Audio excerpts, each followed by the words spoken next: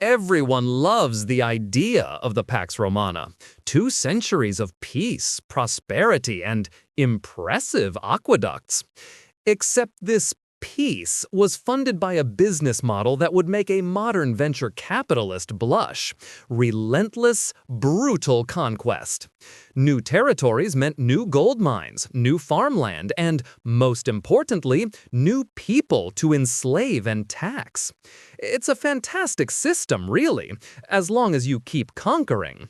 The moment the empire hit its geographic limits, like bumping into Scotland or the German forests, the revenue streams started to dry up.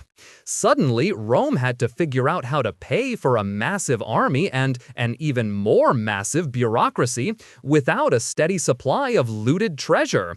Spoilers, it didn't go well. Welcome to the crisis of the 3rd century, a period so chaotic it makes your family holidays look organized. Between 235 and 284 AD, Rome had something like 26 official emperors, and that's not even counting the dozens of usurpers who popped up like mushrooms after a rainstorm. Each new guy needed to pay the army that put him on the throne, which is tricky when the treasury is empty. Their solution was beautifully simple and catastrophically stupid: make more money.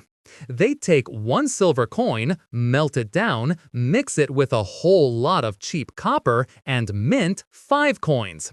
This is called debasement, which is a polite way of saying government-sponsored counterfeiting. After 50 years of absolute mayhem, Emperor Diocletian showed up and decided to fix everything with spreadsheets and authoritarianism.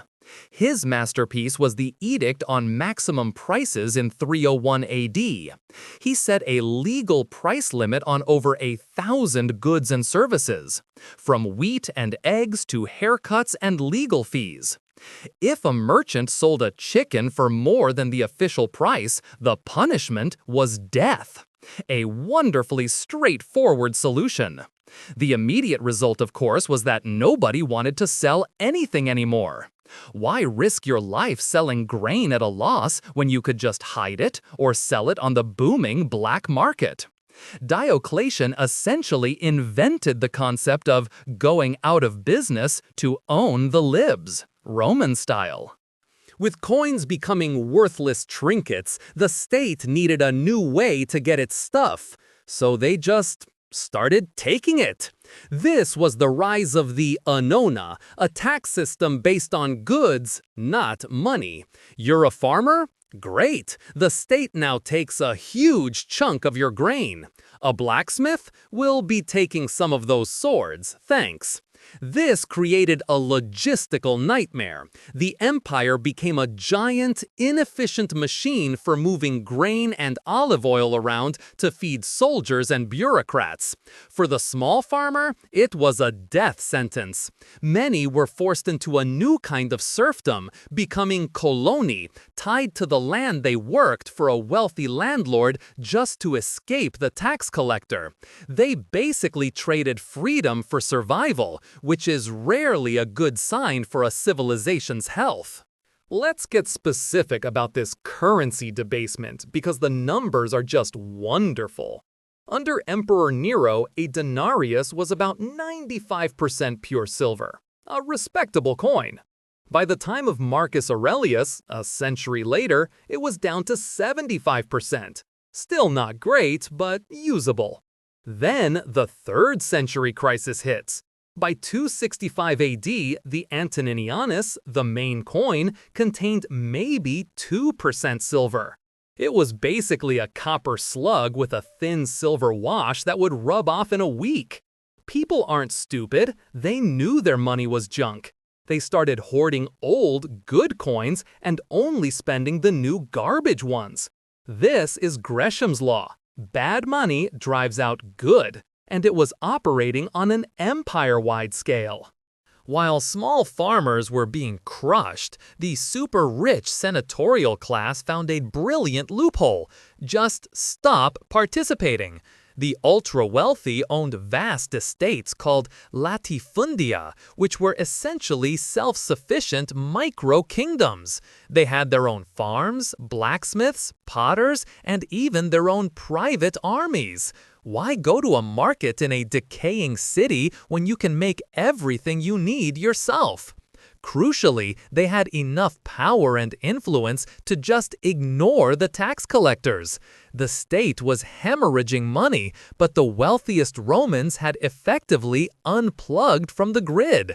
This hollowed out the tax base and broke the economic links that held the empire together. They weren't betraying Rome, they were just rendering it irrelevant to their lives. So your economy is in shambles, your currency is a joke, and you still have thousands of miles of border to defend. What do? Rome's answer was to hire the very people they were supposed to be fighting. They started paying Germanic tribes, Goths, and Franks to serve in the Roman army as federati, or federates.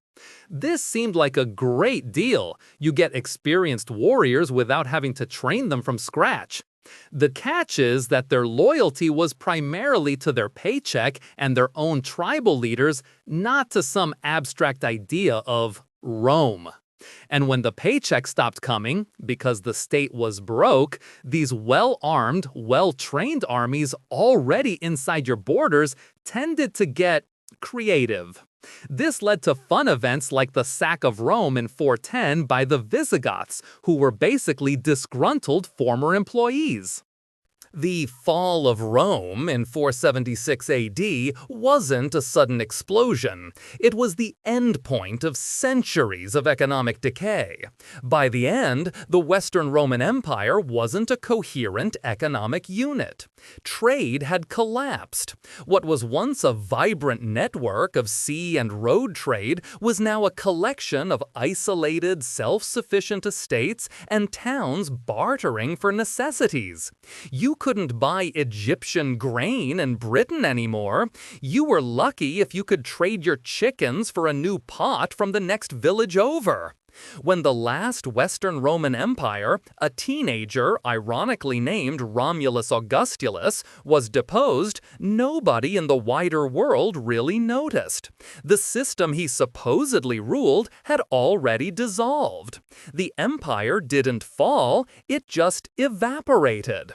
If you enjoyed this video, please like, comment, and subscribe to our channel for more historical insights. Thanks for watching, nerds!